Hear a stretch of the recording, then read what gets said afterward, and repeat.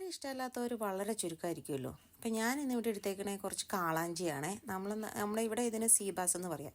അതിന് വേണ്ടി ഫസ്റ്റ് അതിന് വേണ്ടിയിട്ടുള്ള ഗ്രേവി തയ്യാറാക്കാമെന്ന് വിചാരിച്ചിട്ട് സാധാരണ മുളക് പൊടി, കാശ്മീരി മുളക് പൊടി, മഞ്ഞൾപ്പൊടി, ഇച്ചിരി ഉലുവാപ്പൊടി ഇത്രയും നമ്മൾ വെള്ളം ഒഴിച്ച് കുഴച്ചെടുത്തേക്കുക. കാരണം എണ്ണയിൽ ഇട്ട് കഴിയുമ്പോഴേ അത് പുകഞ്ഞു പോകരുതല്ലോ.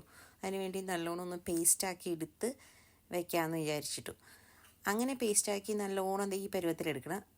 ഇത് ഒരു തക്കാളി നല്ലോണം മിക്സിക്കകത്ത് അടിച്ചെടുത്തതാണ്.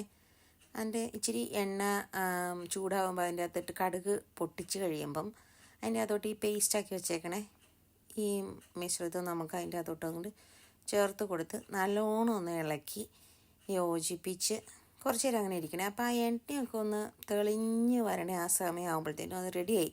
അപ്പോഴത്തേനും ആ മുളകിൻ്റെ ആ പരുവും അതെല്ലാം പൊടിയൊക്കെ ഒന്ന് വെന്ത് വന്നു എന്നുള്ളതാണ് അന്നേരം. കണ്ടോ, എണ്ണയൊക്കെ തെളിഞ്ഞ് വന്നേക്കണുണ്ടോ? അപ്പോഴാണ് നമ്മൾ അതിൻ്റെ അകത്തോട്ട് നമ്മൾ അടിച്ചു വച്ചേക്കണ തക്കാളി അങ്ങോട്ട് ഇട്ട് കൊടുക്കുന്നത്. അതും അതിൻ്റെ അകത്ത് കിടന്ന് കുറച്ച് നേരം ഒന്ന് ഇളക്കി ഒന്ന് വെന്തിങ്ങനെ കറക്റ്റായിട്ടിങ്ങനെ വന്ന് കഴിയുമ്പോഴത്തേനും കണ്ടോ നല്ലൊരു പരുവായിട്ട് വന്നിട്ടുണ്ട്. അങ്ങനെ വന്ന് കഴിയുമ്പോൾ പിന്നെ അതെടുത്ത് നമുക്കൊരു ചട്ടിക്കകത്തോട്ട് മാറ്റണേ. മീൻ ചട്ടിക്കകത്ത് വെച്ചാലേ അതിൻ്റെ ഒരു ഭംഗിയും അതിൻ്റെ ഒരു രുചിയും ഒക്കെ കിട്ടുള്ളൂ.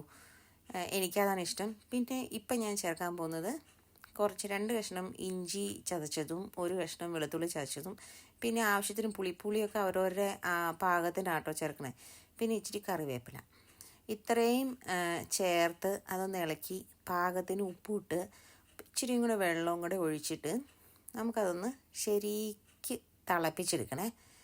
ഒന്ന് ഇളക്കിയിട്ടൊന്ന് ശരിക്കും ഒന്ന് തിളപ്പിച്ചെടുക്കണം. അങ്ങനെ തിളച്ചങ്ങോട്ട് വന്ന് കഴിയുമ്പോഴത്തേനും ഞാൻ ആ കാളാഞ്ചി അതൊന്ന് വെട്ടി റെഡിയാക്കി ക്ലീൻ ചെയ്ത് വെച്ചിട്ടുണ്ട് കണ്ടോ.